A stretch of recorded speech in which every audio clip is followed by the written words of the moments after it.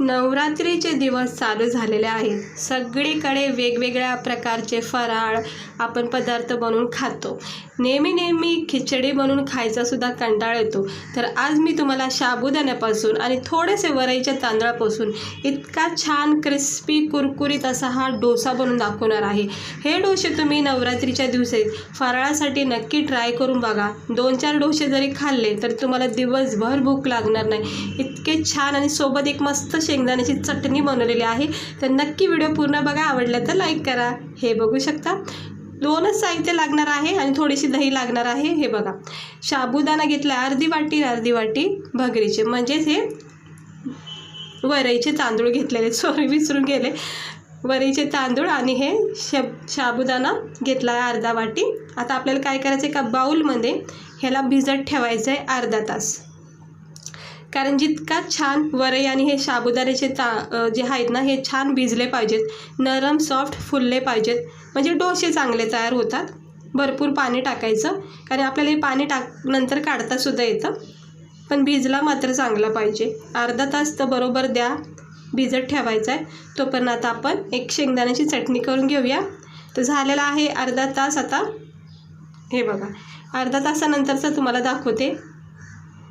शेंगदाणे भाजून घेतलेत. आता आपल्याला याला वाटण करायचं. थोडीशी कोथिंबीर टाकायची, चालत असेल उपासामध्ये तरच टाका. थोडीशी कोथिंबीर आणि थोडेसे जिरे टाकायचे याच्यामध्ये. इकडे मी लाल मिरची पावडर टाकते. तुम्ही 2-3 हिरव्या मिरच्या कट करून टाका किंवा लाल सुकी मिरचीसुद्धा टाकू शकता. ही शेंगदाण्याची चटणी ना एकदम बनवून ठेवा फ्रीजमध्ये. पूर्ण नवरात्रीमध्ये प्रत्येक फराळामध्ये एक तिखटपणा, म्हणजे चटपटीत असं तुम्हाला खायला खूप छान वाटेल. साबुदाण्याची खिचडी वगैरे जर बनवायची असेल तर त्यावेळेससुद्धा ही वापर करू शकता, किंवा पराठे पुऱ्या वगैरे बनवतो त्यावेळेससुद्धा खूप उपयोगी पडेल ही चटणी. एकदम बनवून ठेवा. पाहू शकता किती मस्त अशी छान सुटसुटीत ही शेंगदाण्याची चटणी आपली तिखट झणझणीत तयार झालेली आहे. कारण उपासाच्या दिवशी ना आपल्याला तिखट खायची खूप इच्छा होती. अशा वेळेस ही चटणी नक्की करून ठेवा फ्रीजमध्ये, खराब होणार नाही. बंद करून ठेवायची डब्यामध्ये. हे बघा, आता साईडला ठेवून घेऊया आणि आपले साबुदाणा वरई चेक करूया. तर अर्धा तास झालेला आहे. बघू शकता साबुदाणा किती छान फुललेला आहे, नरम सॉफ्ट झाला आहे.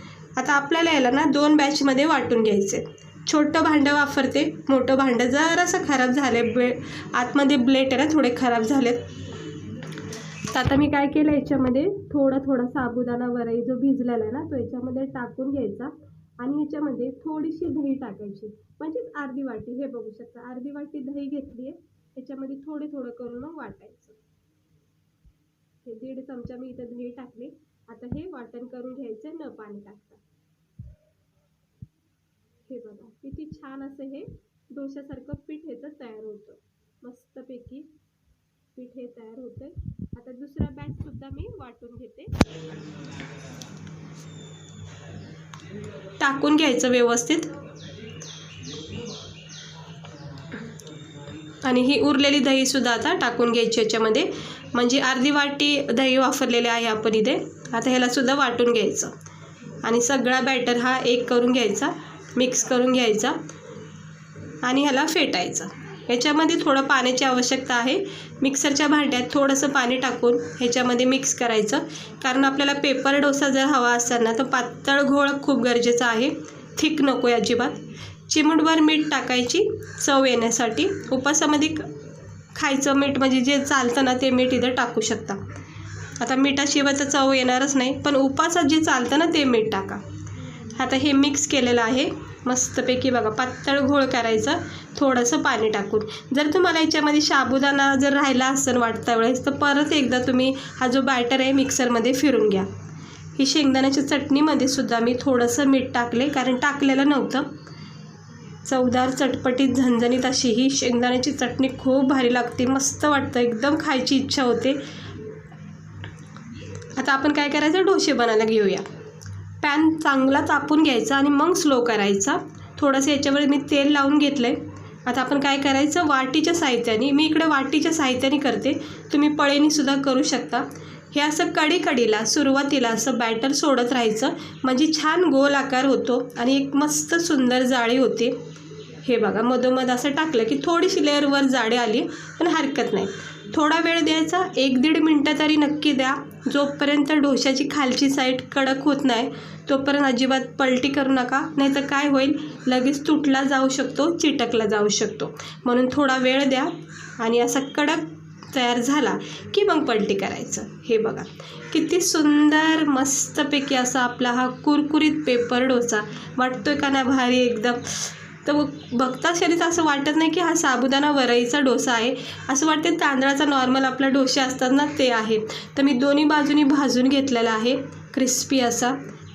तर उपासामध्ये फराळाला जर असं काही खायला भेटलं तर भूक मात्र एकदमच शांत होऊन जाईल. तर चला आता साफ करून घेते मी हा तवा. थोडंसं एक कण राहिलेले आहे ते काढून घ्यायचे आणि टिश्यू पेपरनी पुसून घ्यायचं. असं थोडंसं तेल लावून घ्यायचं, अगदी थोडंसंच लावायचं, जेणेकरून काय होतं डोसा चिटकला जात नाही. मग वाटीमध्ये प्रत्येक वेळेस बॅटर मिक्स करायचं आणि सुरुवातीला कडेने असं सोडत जायचं आणि गोल आकार करायचं. हे बघा असं गोल आकार फिरवत राहायचं, म्हणजे छान याला गोल आकार बनतो. हे असं गोल आकार करून मग मधोमध बॅटर थोडंसं टाकत राहायचं, ते सुद्धा गोल आकार फिरवायचं असं, किंवा जसं पडेल तसं काही हरकत नाही मधोमध, पण कडेला सुरुवातीला मात्र गोल आकार द्या. हे बघा छानपैकी आता मी व्यवस्थित टाकून घेतलेलं आहे. ह्याला थोडा वेळ देते. चमच्याच्या साहाय्याने कडेने चेक करायचा. जर कडक झालेला असेल तर पलटी करा, अजिबात घाई करू नका, नाहीतर डोसा अजिबात तुमचा व्यवस्थित बनणार नाही. तर कडक झालेला आहे, आतली बाजू खूप छान भाजली आहे. तर चमच्याने मी चेक केलेला आहे कडेने. हे बघा किती मस्त सुंदर असा हा पेपर डोसा साबुदाणा वरईपासून तयार झालेला आहे. मस्त पापड तयार झाला आहे, जाळीदार हा डोसा आपला तयार झाला आहे.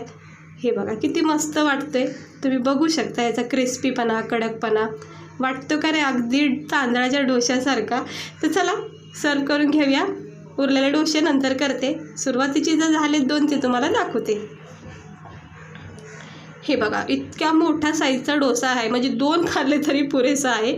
तर हे डोसे तुम्ही नक्की एकदा ट्राय करा. पाहू शकता किती मस्त कुरकुरीत असा हा पेपर डोसा तयार झाला आहे. पाहता क्षणी तर खरंच कुणालाच वाटणार नाही की हा साबुदाणा वरईपासून डोसा बनलेला आहे, पण खायला इतकं टेस्टी लागतं ना. आता म्हणजे कसं आपण साबुदाण्यापासून फक्त खिचडी किंवा वडे वगैरेच करतो, पण हे काहीतरी जरा छान वेगळं करायचं. हे बघा किती कडक पापड झाला याचा, मस्त झालेला आहे. मला तर खूप आवडलेला आहे आणि पोट भरून मन तृप्त होईल असं इतका छान हा फराळ तयार होईल तुमचा. फराळाचं असं ताट करायचं तयार. 2 डोसे घ्यायचे, मोठ्या साईजचे करायचे, ककडी सॅलड वगैरे घ्यायचं, किंवा थंड दही तुम्ही घेऊ शकता. आणि सगळ्यात महत्त्वाचं ही शेंगदाण्याची चटणी जी बनवली ना आपण, त्यासोबत ह्या डोश्याची अप्रतिम चव लागणार आहे. हे बघा हे असं मस्त डोसे तयार करा फराळामध्ये आणि शेंगदाण्याच्या चटणीबरोबर, तिखट चटणीबरोबर तुम्ही याचा आनंद घ्या. फराळासाठी, व्रतासाठी तुम्ही हे नक्की ट्राय करा. ह्या नवरात्रीमध्ये इतके तुम्हाला आवडते ना, तुम्ही रोज तरी करून खाता एवढी खात्री आहे, कारण झटकेपट होतात, काही टेन्शन नाही. शेंगदाण्याची चटणी अशी करून ठेवायची. कुणालाही फराळाचं ताट जर तुम्ही सर्व केलं तर खूप तारीफ करतील तुमची, काहीतरी वेगळं छान खायला भेटलं, हे मस्त वाटतंय. थंड दहीसुद्धा सोबत घेऊ शकता, ककडी वगैरे कट करून घ्यायची आणि छानपैकी आता नवरात्रीचा उत्सव साजरा करायचा.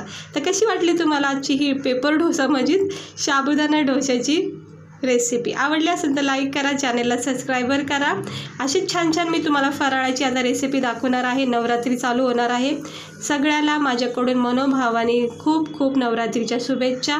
आणि व्हिडिओ आवडला असेल तर लाईक करा, चॅनलला सबस्क्राईबर करा. हे बघा मस्त वाटतं ते, पाहता क्षणी तुम्हाला सुद्धा खायचं मन झालं असेल तर वेळ न घालवता नक्की ट्राय करून बघा. झटकेपट होणारी रेसिपी आहे. भेटते मी तुम्हाला पुढच्या व्हिडिओमध्ये नवीन रेसिपीसोबत. स्वस्त रहा आणि मस्त रहा.